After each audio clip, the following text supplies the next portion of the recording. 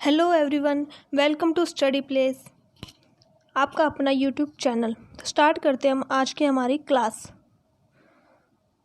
हमारा first question है, हाल ही में चर्चित शब्द सेरस किससे संबंधित है? तो हमारे ऑप्शन है, फर्स्ट है सांप की प्रजाति है, सेकंड है एक बोना ग्रह है, थर्ड है मेंढक की प्रजाति है, फोर्थ है इनमें से कोई नहीं। तो इसका राइट ऑप्शन है बी सेकंड, ये है एक बोना ग्रह है। इसके हम फैक्ट जान लेते हैं। हाल ही में वैज्ञानिकों ने कहा है कि जो सेरस है मंगल एवं बृहस्पति ग्रह का बीच में एक बेल्ट में सबसे बड़ा पिंड है जो कि महासागरीय दुनिया है। इसके निचले स्तर पर नमकीन पानी का एक बड़ा भंडार है। ये एक बोना ग्रह है और इसके अध्ययन के निष्कर्षों में, यानी कि जब इसका अध्ययन किया गया तो कंक्लूजन निकाला कि इसमें लवण युक्त जल की उपसतही भंडारण की उपस्थिति की पुष्टि की गई है जो धीरे धीरे जम चुके हैं। इसका व्यास है लगभग 590 मील और जो ये इसके अंदर चमकीले क्षेत्र में उपस्थित दर्ज की गई जो कि तरल पदार्थ के वाष्पीकरण के कारण छोड़े गए साल्ट क्रस्ट है। इसमें इसकी सतह है जो उसकी लगभग 25 मील नीचे सैकड़ों मील चौड़े एक जलाशय में उत्पन्न हुआ है, जिसके प्रभाव से खारा पानी है उसको निकालने का रास्ता मिल गया है। हमारा नेक्स्ट क्वेश्चन है, सुप्रीम कोर्ट ने किस अधिनियम का हवाला देते हुए बेटियों के समान उत्तराधिकार अधिकारों का फैसला सुनाया है? तो हमारे ऑप्शन है, फर्स्ट है मानव अधिकार संरक्षण अधिनियम 1993 यानी कि 1993, सेकेंड है सिविल अधिकार संरक्षण अधिनियम 1955 1955, थर्ड है हिंदू उत्तराधिकार संशोधन अधिनियम 2005, फोर्थ है सूचना का अधिकार अधिनियम 2005। तो इसका राइट ऑप्शन है थर्ड, हिंदू उत्तराधिकार संशोधन अधिनियम 2005 का हवाला देते हुए जो सुप्रीम कोर्ट है उसने बेटियों को समान उत्तराधिकार अधिकार देने का फैसला सुनाया है, यानी कि जो बेटियां हैं उनको भी अब पैतृक संपत्ति में समान अधिकार प्राप्त होंगे। हम इसके फैक्ट जान लेते हैं। भारत के सर्वोच्च न्यायालय ने फैसला लेते हुए बेटियों को समान अधिकार से वंचित नहीं किया जा सकता, यानी कि उनको भी वही अधिकार दिए जाएंगे जो कि बेटों को दिए जाते हैं और उनके पास संयुक्त हिंदू परिवार की संपत्ति के समान अधिकार होंगे, भले ही पिता हिंदू उत्तराधिकार संशोधन अधिनियम 2005 से पहले मर गए हों। बेटियों के पास होगा पुत्रों के समान अधिकार, यानी कि जो पुत्र के पास होगा वही बेटियों के पास भी अधिकार प्राप्त होंगे। सुप्रीम कोर्ट ने आदेश दिया है कि भले ही हिंदू उत्तराधिकार संशोधन अधिनियम 2005 के लागू होने से पहले किसी की मृत्यु ही क्यों न हो गई हो, बेटियों को समान अधिकार दिए जाएंगे जो कि सुप्रीम कोर्ट के आधार पर किए गए हैं। हमारा नेक्स्ट क्वेश्चन है, हाल ही में किस राज्य की सरकार ने गुजरात सहाय योजना शुरू की है? तो हमारे ऑप्शन है, फर्स्ट है बिहार, सेकंड है गुजरात, थर्ड है मध्य प्रदेश, फोर्थ है तमिलनाडु। तो इसका राइट ऑप्शन रहेगा सेकंड बी गुजरात। गुजरात की जो राज्य सरकार है वहाँ पर सहाय योजना शुरू की है। हम इसके फैक्ट जान लेते हैं। जो गुजरात सरकार है उन्होंने 10 अगस्त 2020 को गुजरात की एक नया प्लान लागू किया है जिसमें कि किसान सहाय योजना कहा जा रहा है और वहाँ के जो वर्तमान वर्ष में प्रधानमंत्री फसल बीमा योजना की जगह लेगी। इस योजना की प्रतिस्थापित किया जा रहा है क्योंकि बीमा कंपनियों ने इस बार सरकार को उच्च प्रीमियम की मांग की है। जो कंपनियां हैं वहाँ पर इंश्योरेंस करती हैं, उन्होंने हाई लेवल पर प्रीमियम की डिमांड की है। मंजूरी मिलने पर राज्य सरकार ने 4500 करोड़ रुपए का भुगतान करना होगा और इस योजना के तहत जो किसान हैं उन्हें अधिकतम 4 हेक्टेयर भूमि का मुआवजा भी मिल सकता है। तो हमारा नेक्स्ट क्वेश्चन है, अमेरिकी चुनाव में भारतीय मूल की किस महिला को उपराष्ट्रपति का उम्मीदवार नामांकित किया गया है? यानी कि अमेरिका में जो चुनाव होंगे उसमें जो भारत की एक मूल महिला, उसे राष्ट्रपति पद पर उम्मीदवार के रूप में किसका नाम नामांकित किया गया है? जैसे कि आप ये देख रहे हैं पिक में, तो इसका राइट ऑप्शन रहेगा कमला हैरिस, जिसका कि अमेरिकी चुनाव में उपराष्ट्रपति के पद पर उम्मीदवार का नाम लिया गया है। तो हम इनके बारे में थोड़ी सी हिस्ट्री जान लेते हैं इनकी। जो अमेरिका के राष्ट्रपति के चुनाव में डेमोक्रेटिक पार्टी ने उम्मीदवार को बाइडेन में भारतीय मूल की सीनेटर कमला हैरिसन के उपराष्ट्रपति पद का उम्मीदवार नामांकित किया, यानी कि उनका नाम भी उसके अंदर आया है। और जो ये अमेरिका के इतिहास में पहली बार होगा, ये काम अमेरिका के इतिहास में पहली बार होगा कि एक भारतीय अमेरिकी महिला उपराष्ट्रपति पद के उम्मीदवार पर दौड़ में शामिल होगी। डेमोक्रेटिक पार्टी में सदस्य 55 वर्षीय ये जो महिला है, ये 55 वर्षीय, जिनका नाम है कमला हैरिस, एक अमेरिकी राजनीति की ओर से एक वकील है, जो कि 2017 में अमेरिका के कैलिफोर्निया में थी। जो कमला हैरिस है, इनका जन्म हुआ था 20 अक्टूबर को 1964 को कैलिफोर्निया के एक शहर में हुआ था।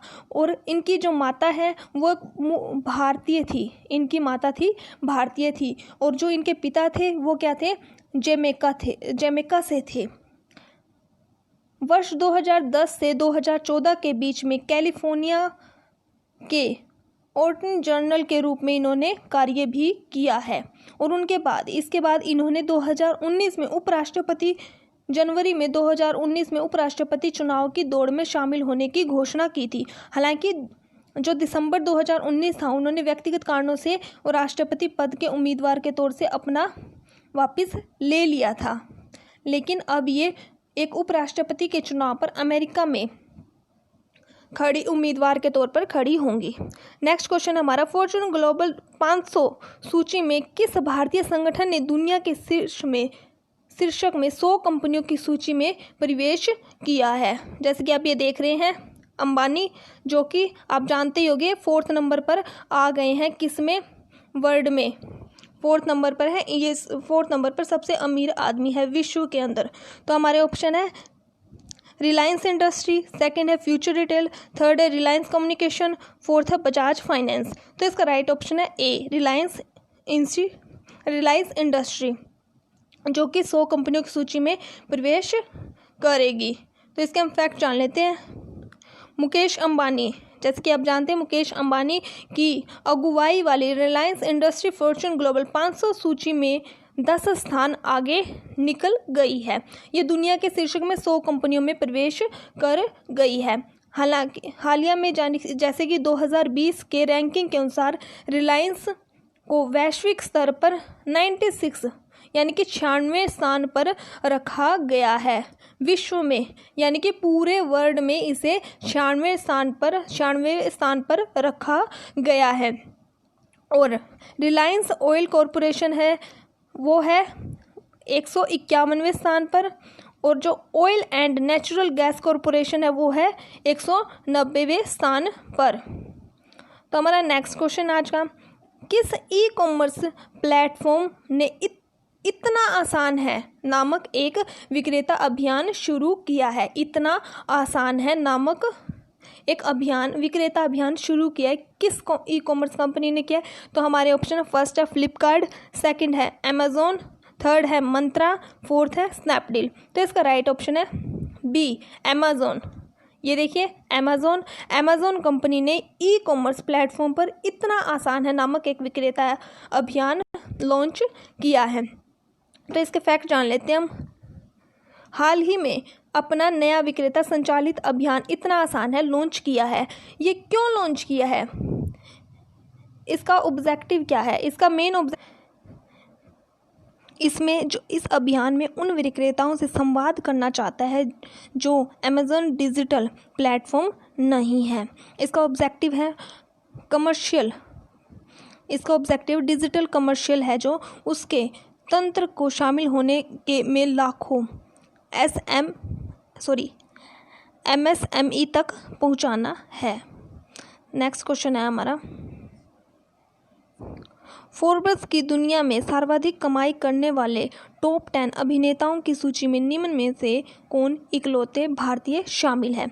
तो हमारे ऑप्शन है, फर्स्ट है अजय देवगन, सेकंड है अमिताभ बच्चन, थर्ड है सलमान खान, फोर्थ है अक्षय कुमार। तो इसका राइट ऑप्शन है फोर्थ, अक्षय कुमार, जैसे कि यहाँ पर दिखाया गया है, जो कि सबसे ज़्यादा कमाई करने वाले टॉप 10 जो एक्टर्स हैं उनमें से एक इकलौते भारतीय शामिल हैं। तो इनके बारे में हम थोड़ा सा और जान लेते हैं। ये दुनिया में कमाई करने वाले टॉप 10 अभिनेताओं की सूची में अक्षय कुमार इकलौते एक भारतीय हैं। इसमें 362 करोड़ रुपए की कमाई के साथ अक्षय छठे नंबर पर है, जबकि 654 करोड़ रुपए के साथ डेवेन जॉनसन सूची के शीर्षक पर है। इन्होंने बताया कि अक्षय की अधिकतर कमाई ब्रांड एम्बेसडर के जरिए होती है। नेक्स्ट क्वेश्चन है हमारा, अंतर्राष्ट्रीय युवा दिवस कब बनाया जाता है? तो हमारे ऑप्शन है, फर्स्ट है 13 अगस्त, सेकंड है 11 अगस्त, थर्ड है 14 अगस्त, फोर्थ है 12 अगस्त। तो इसका राइट ऑप्शन है ए 12 अगस्त। 12 अगस्त को अंतर्राष्ट्रीय युवा दिवस के रूप में बनाया जाता है।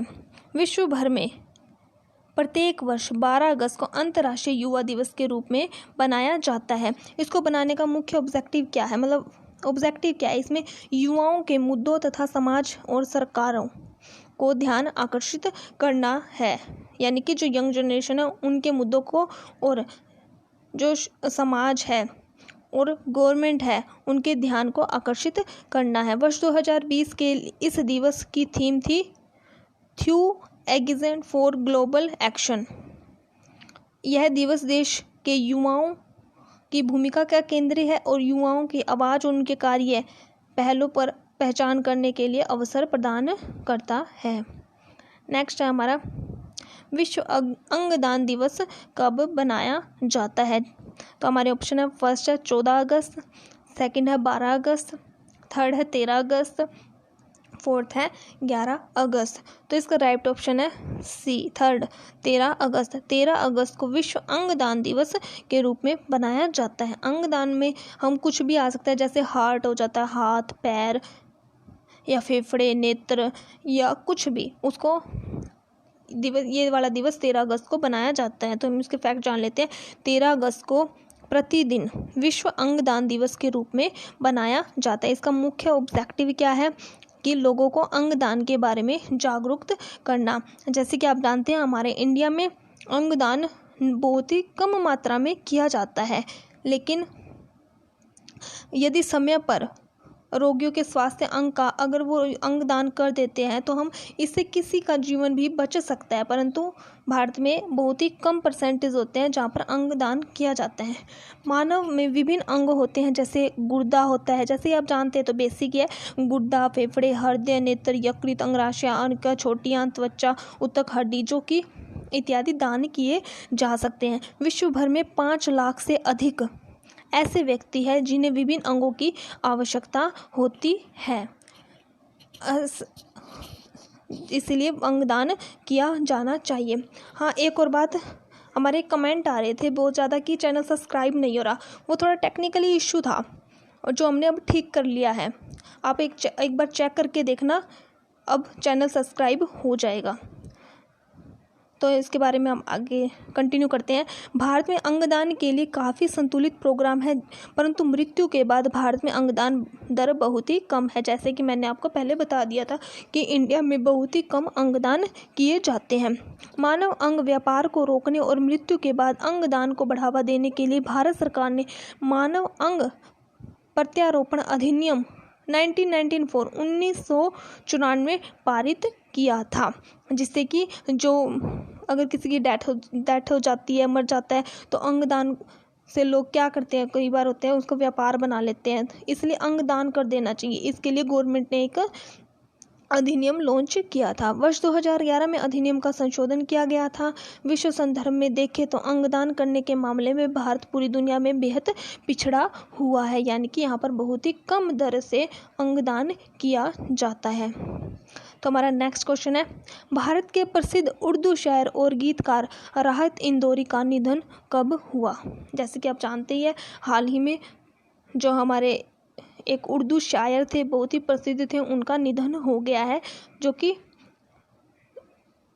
कोरोना वायरस हो गया था। इन्हें कोरोना वायरस हो गया था, परंतु कोरोना वायरस से इनकी डेथ नहीं हुई है, इन्हें सिर्फ हार्ट अटैक आ गया था। इस चीज़ की टेंशन में इनकी डेथ हो गई है। तो हमारे ऑप्शन है इसके, हम पढ़ लेते हैं। 11 अगस्त, सेकंड है 13 अगस्त, थर्ड है 10 अगस्त, फोर्थ है 12 अगस्त। तो इसका राइट ऑप्शन रहेगा ए, 11 अगस्त। 11 अगस्त को प्रसिद्ध उर्दू शायर और गीतकार, जो कि दोनों काम करते थे, राहत इंदौरी जी का निधन हो गया है, जैसे कि फोटो में यहाँ पर दिखा रखा है राहत इंदौरी जी। तो हम इनके बारे में थोड़ा सा और जान लेते हैं। 11 अगस्त 2020 को प्रसिद्ध उर्दू शायर गीतकार का राहत इंदौरी जी, जो कि हाल ही में जिनका निधन हो गया है, इनकी उम्र थी 70 वर्ष। इनका जन्म हुआ था 1 जनवरी 1950 को मध्य प्रदेश के इंदौर शहर में हुआ था, और इन्होंने ग्रेजुएशन की थी 1973 में, और पोस्ट ग्रेजुएशन की डिग्री ली थी इन्होंने 1975 में। उसके बाद उन्होंने पीएचडी की थी, कहाँ से? मध्य प्रदेश के बोस विश्वविद्यालय में। ये की थी इन्होंने 1985 में, उर्दू ए मुशायरा में के विषय में, यानी कि सब्जेक्ट था इनका उर्दू ए मुशायरा। इसमें इन्होंने पीएचडी भी की हुई थी। जो उर्दू और शायर के लिए राहत इंदौरी ने विभिन्न राष्ट्रीय तथा अंतर्राष्ट्रीय पुरस्कारों से भी सम्मानित किया गया था, यानी कि न केवल इंडिया में बल्कि इंटरनेशनल लेवल पर भी बहुत ज़्यादा सम्मानित किए जा चुके हैं। उर्दू शायरी के अलावा इन्हें हिंदी फिल्म उद्योग में भी बहुत ही लोकप्रियता गीत लेखन किए हुए थे, यानी कि ये न केवल उर्दू में बल्कि हिंदी फिल्मों के भी बहुत अच्छे गीत लेखक किए हुए थे। तो आज की हमारी क्लास यहीं तक रहेगी। आप हमारा चैनल जल्दी से जल्दी सब्सक्राइब कर लें, बेल आइकन पर क्लिक करना ना भूलें, और लाइक शेयर कमेंट ज़रूर करें। Thank you.